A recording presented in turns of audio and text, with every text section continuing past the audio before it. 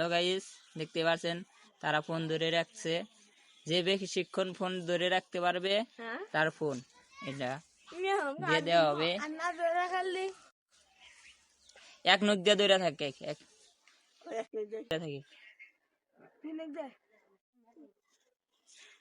আর ও side তুলে দেই ফোনটা। ওই এত টান দিছে গিয়া ফোন দি সার হাই রিকশা না ওই দিছিল বেকার ছিল